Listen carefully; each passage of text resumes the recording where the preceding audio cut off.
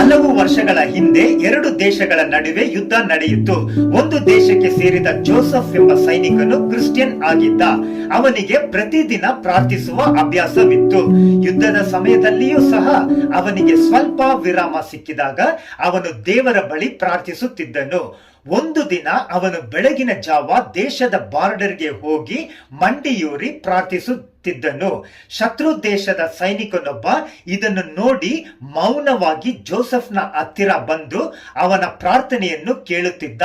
ಶೀಘ್ರದಲ್ಲೇ ಜೋಸೆಫಿನ ದೇಶಕ್ಕೆ ಸೇರಿದ ಸೈನಿಕನೊಬ್ಬ ಸ್ವಲ್ಪ ದೂರದಿಂದ ಇದನ್ನು ನೋಡಿ ಜೋಸೆಫ್ ದೇಶದ ರಹಸ್ಯಗಳನ್ನು ಮತ್ತು ಯುದ್ಧ ತಂತ್ರಗಳನ್ನು ಶತ್ರು ಸೈನಿಕನಿಗೆ ತಿಳಿಸುತ್ತಿದ್ದಾನೆಂದು ಭಾವಿಸಿ ತಕ್ಷಣ ಕಮಾಂಡಿಂಗ್ ಆಫೀಸರ್ಗೆ ದೂರು ನೀಡಿದನು.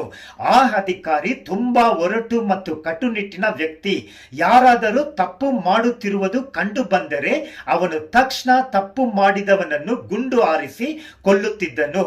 ಅವನು ತಕ್ಷಣ ಜೋಸೆಫ್ ಅನ್ನು ಕಟ್ಟಿಹಾಕಿ ಕರೆದುಕೊಂಡು ಬರಲು ಆಜ್ಞಾಪಿಸಿದನು.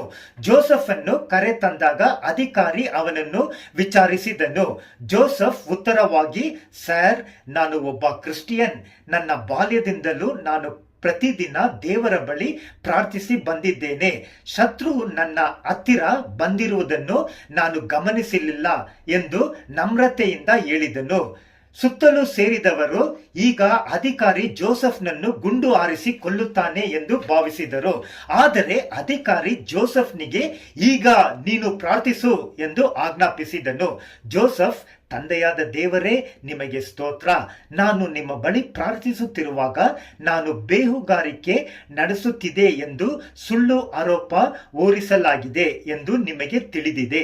ಈಗಲೂ ಸಹ ತಂದೆಯೇ, ಈ ಅಧಿಕಾರಿ ಸತ್ಯವನ್ನು ಅರ್ಥ ಮಾಡಿಕೊಂಡು ನನ್ನನ್ನು ಬಿಟ್ಟು ಬಿಡುವಂತೆ ಮಾಡು.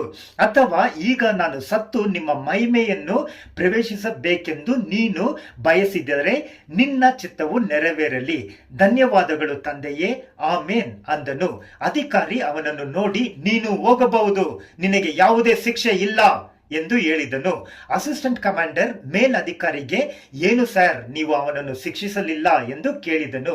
ಕಮಾಂಡಿಂಗ್ ಆಫೀಸರ್ ಹೀಗೆ ಉತ್ತರ ನೀಡಿದನು, ಜೋಸೆಫ್ ನಿಜವಾಗಿಯೂ ಪ್ರಾರ್ಥಿಸುವ ವ್ಯಕ್ತಿ.